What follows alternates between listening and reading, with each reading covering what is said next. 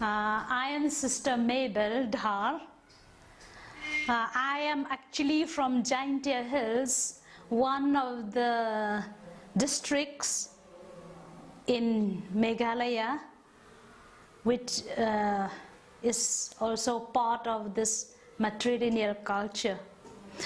And right now I am a sister in the congregation of the Visitation Sisters of Don Bosco, and I am Vicar General or Assistant to Mother General, and I'm also Superior of the Community and Junior Directress in charge of the sisters with the temporary vows.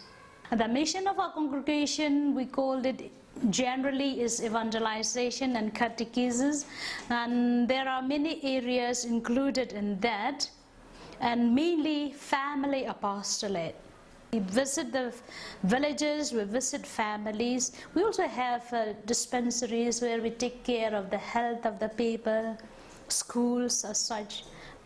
Belonging to a matrilineal culture or society, equality even in the society as such, it is true that the women have a very good feeling because they get the surname and they get the lineage from them.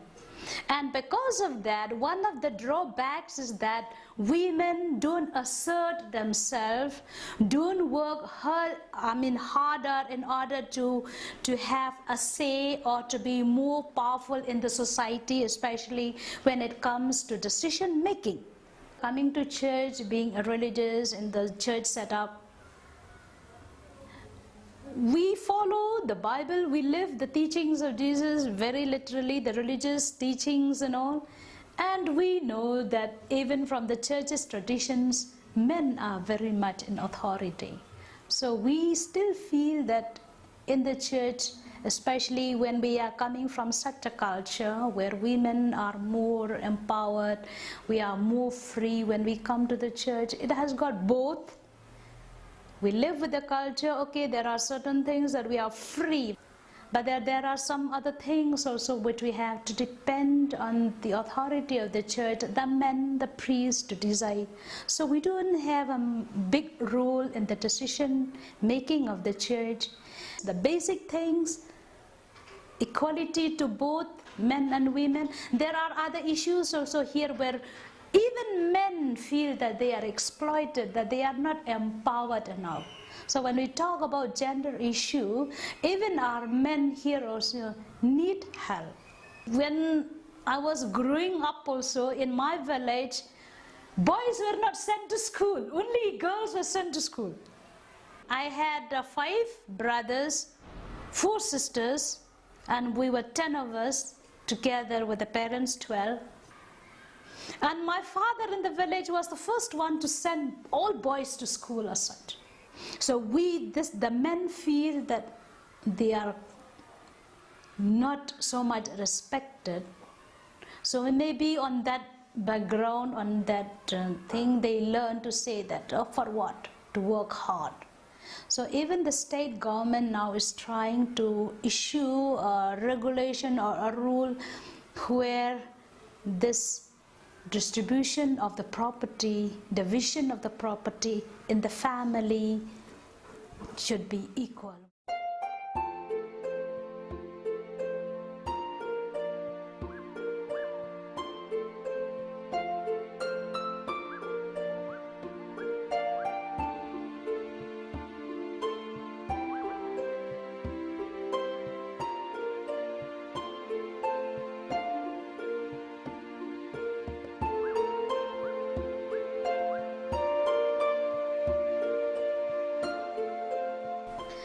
Sorry to say that Meghalaya, which is a matrilineal culture or society, is one of the states that is very poor and backward in education. There are many children in the villages who don't have schools. If we have people to help us, we will say, please build schools for these children in this area where they can come to school.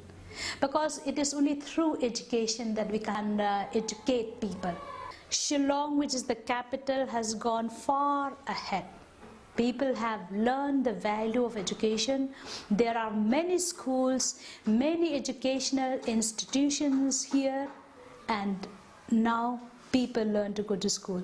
In the villages, there are still very many villages where there are no schools, no roads, no communication, no transportation. Coming to my mission as a sister, as a religious, posted in different places. Okay, I worked as a teacher, I have worked as a nurse. As a nurse, what I experienced was this in the health sector. They would bring the patients into my small health center, a small room I would have, maybe 2 benches to make a bed, and the patients would sleep on the floor or in the veranda. I would give saline. They would come with so many complications. The good feeling is that, like to say, miracles are happening in the small health center. They come being carried on stretcher, on the chair, on the car by the family members. They go back walking by themselves, joyful, happy, healthy once again. I used to be moved with tears, and if we can do something for people, it is worth doing. It is worth staying there in such a place. And even now people are still longing for our presence, I know, to visit them in their homes, to help them in their sickness, and also they look up to us if we can help them even to have schools where they can send their children. The influence and the contribution of the Catholic Church through education, through health. And they have really transformed our culture, our society. And if we are very much growing now in the field of education, now Shillong has become the hub of the northeastern states, where children from all other states come to Shillong for education. And the credit goes to the Catholic Church and to those missionaries who have started this. Our founder died when we were only 11 years as a congregation, and with not a single acre of land or property where we can claim as our own. We did not have money to set aside for the education of the sisters. We didn't have money set aside for the health care of the sisters. And many of our sisters are sick now, as we didn't have money for the health care, so that also part of it. But much more than that, our main concern is that we become united, we know who we are, we learn who we are, to be more committed for the mission we have been called. We don't look for big buildings, we don't look for a big thing, but we used to talk among ourselves, let us, if we can have at least the basic needs, because as of now, we really struggle even to have our basic needs, toilets, bathrooms, and our food to eat. Feeling shy because some of our sisters got admitted in the hospital recently for lack of food, lack of nutrients in the body. So that's how we are still struggling to get ourselves settled in many issues in many areas.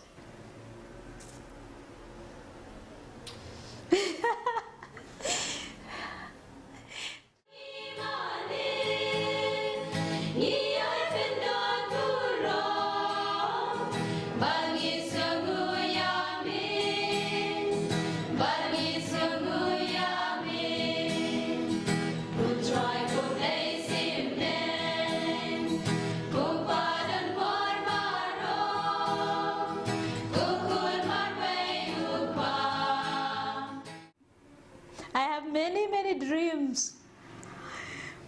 Right now, I am focusing on my responsibility, helping the sisters in the congregation, in the administration level, to have more dreams.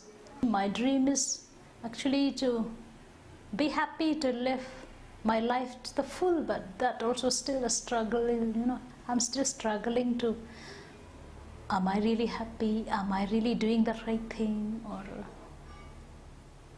what more to do? What is next? All confusing on me. But then I don't stop working on myself. That is the only thing. I work hard at becoming aware. Why do I do the thing I do? Why do I feel like this? What's happening around me? And at the same time, with so many responsibilities, many things coming beyond my strength, many issues. But I've lived life quite good and not so good. Happy and not so happy ones, but generally feeling good about it. If I were to die now, it's enough, and more if God were to take me, it's enough. And if He wants me to live long life, if I can be productive, effective when I become old also, then it's okay. But if I am going to be a burden for others, why to live long? If I cannot do good for others. Sometimes I feel like crying, sometimes I feel like laughing also at life, the way I look at myself, at others. The desire to do good, the desire to give more and more, to reach out to as many as possible. At the same time, the constraints, the challenges, but always the desire to do more, to reach out, at least a smile every day. I used to smile at everybody on the road. I enjoy talking to people, wishing them, even those who are sweeping the roads and the cobblers and all. I used to make fun with them and sit with them, have tea. That gives me a kind of a satisfaction being with people. I like jokes and fun and laughter and being foolish at times.